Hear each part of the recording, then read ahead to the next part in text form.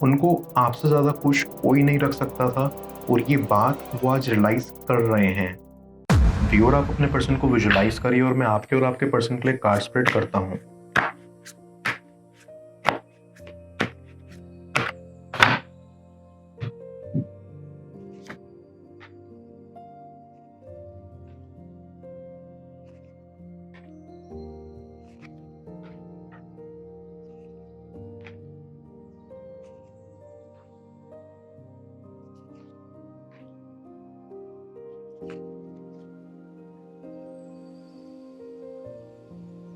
I feel here कि आपका person एक ऐसा इंसान है जिनको ज़िंदगी में अकेले रहने की आदत हो गई है।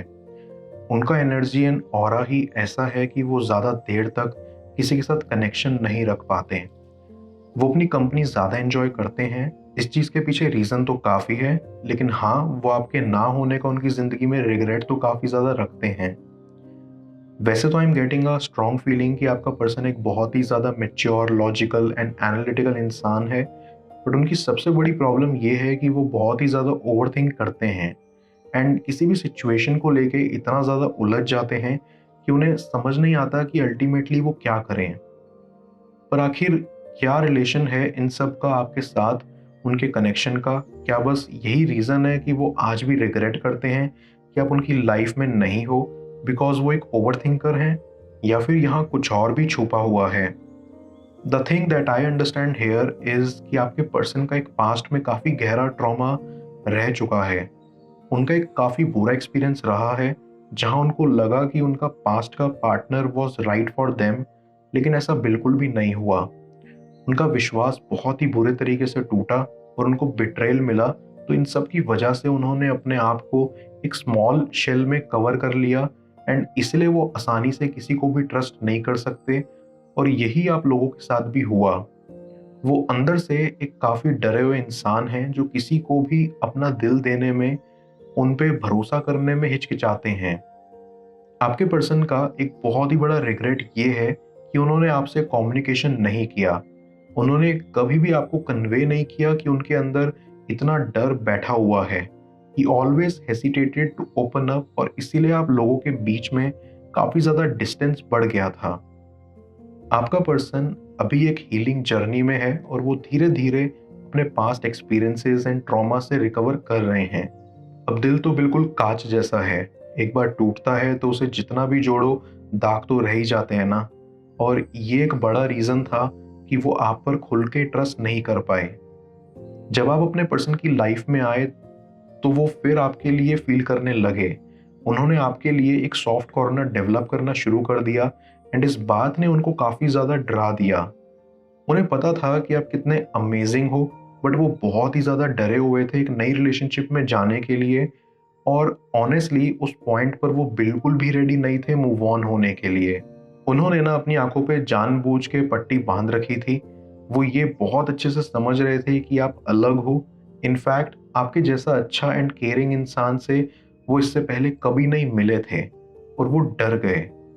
वो अपनी फीलिंग्स को पुश करते रहे एंड अपने इंट्यूशन की उन्होंने नहीं सुनी। शायद अगर आज वो आपसे खुल के अपने फियर्स एंड इनसिक्योरिटीज के बारे में बात कर लेते ना, तो शायद आज आप दोनों एक हैप्पी कपल होते। आपने उनके लिए बहुत इंटेंसली फील करा था और इस बात से आपका पर्सन काफ़ी वेल अवेयर था एंड ये बात उन्हें काफ़ी स्ट्रेस आउट कर गई। उनके अंदर एनर्जी नहीं थी कि वो एक और हार्ट ब्रेक फेस करें after what he went through. उन्होंने आपको कभी भी एक प्रॉपर क्लोजर नहीं दिया and that is the reason why he regret so much. उनके अंदर आपके लिए जो ग्रोइंग फीलिंग्स थी उसको ओवर पावर कर लिया था उनकी खुद की anxiety, insecurity and over thinking ने। दूसरी चीज जो वो रिग्रेट करते हैं वो ये कि उन्होंने विदाउट इवन ट्राइंग क्विट कर दिया। आप लोगों का कनेक्शन काफी इनिशियल स्टेज में ही था, बट उन्होंने मौका देखते ही सब कुछ एंड कर लिया। अब रीजन यही था कि उनको लगा कि वो अकेले ही अच्छे हैं और किसी की उन्हें जरूरत नहीं है। उन्होंने अपनी प्रायोरिटी सेट कर ली थी एंड मन ही मन ये डिसाइड कर लिया था कि वो अपना काम, अपनी लाइफ और अपने आप के अलावा किसी और को नहीं देंगे। उन्होंने अपना पूरा ध्यान डाइवर्ट कर लिया था अपने काम के ऊपर एंड जब आपने उनसे पूछा कि प्रॉब्लम क्या है, तब भी उन्होंने अपने काम का रीज़न देते हुए यही बोला कि वो बहुत बिजी थे। ये उनका एक बड़ा रिग्रेट था कि उन्होंने ऐसा किया। हर दिन उन्होंने आपसे झूठ बोला और टाइम रहते हुए भी उस टाइम को पास किया एंड आप लोगों के कनेक्शन पे उन्होंने वर्क नहीं करा। यहाँ तक कि वो आपको ये सच बताने से भी डरते थे। आपके पर्सन ने अपनी लाइफ से सबको ही पुश कर दिया, इंक्लूडिंग अपने कुछ दोस्त। पर आपको दूर कर देना उनको आज भी बहुत ज़्यादा तकलीफ देता है, क्योंकि आपने उनको ऐसे समझा जैसे कभी किसी ने नहीं समझा। बिना कुछ जानते हुए भी उनकी हीलिंग जर्नी में उनको बहुत हेल्प किया और वो आपके टूवर्ड्स बहुत ग्रेटफुल भी हैं। बट ये सब एक्सप्रेस करने का करेज उनमें ना ही तब था और ना ही आज है। अभी वो अपनी लाइफ में इतने अकेले पड़ गए हैं कि वो हर मोमेंट यही सोचते हैं कि आप कितने अच्छे एंड जेन्युइन थे और शायद आप जैसा कोई उनकी लाइफ में कभी नहीं आ पाएगा। मैं कार्ड्स को क्लैरिफाई करता हूँ। तब तक आप प्रॉपर एनर्जी एक्सचेंज के लिए इस रीडिंग को लाइक कर दें और पर्सनल रीडिंग के लिए आप मुझे व्हाट्सएप पर अप्रोच कर सकते हैं।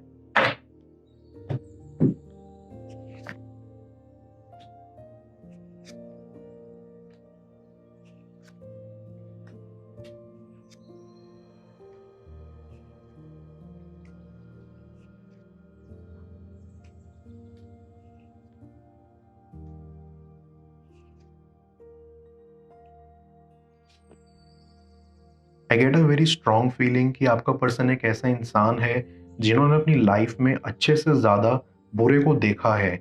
तो जब आप जैसा जेन्युइन और सच्चा इंसान उनकी लाइफ में आया था ना, देवर टोटली ऑस्ट्रक कि ऐसा भी कोई इंसान होता है जो इतना ऑनेस्ट एंड केयरिंग होता है। वो बहुत रिग्रेट करते हैं कि उन्होंने आपको नहीं चुना। उनको आपसे ज़्यादा खुश कोई नहीं रख सकता था और ये बात वो आज रियलाइज कर रहे हैं।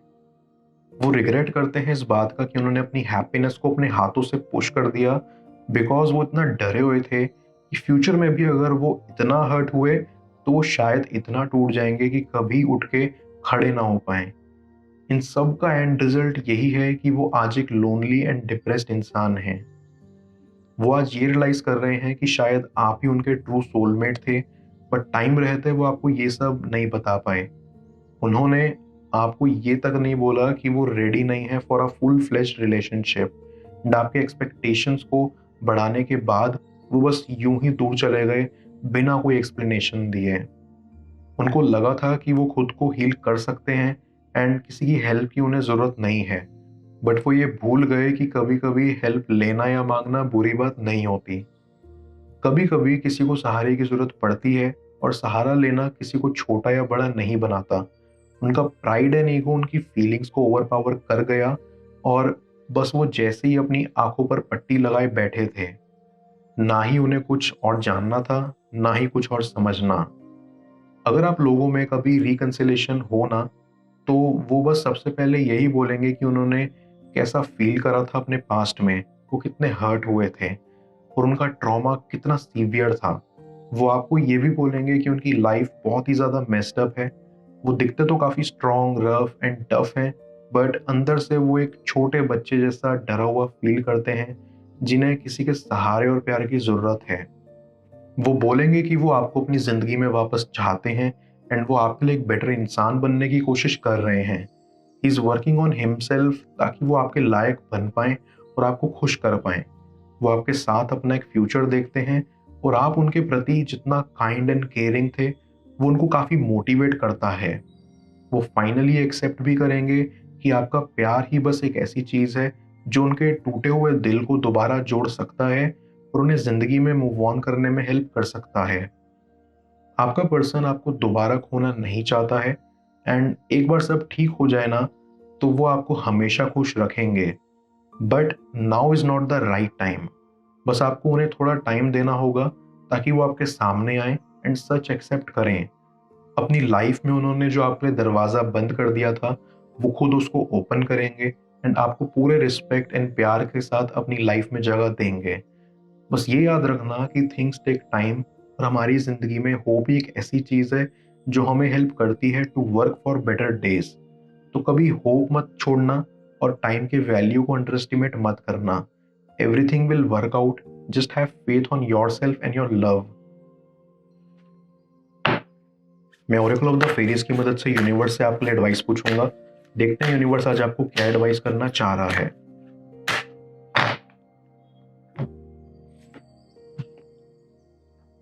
Believe in magic. ये फेरी आपको मैजिक की तरफ अपनी आंखें और दिल खोलने के लिए कह रही है।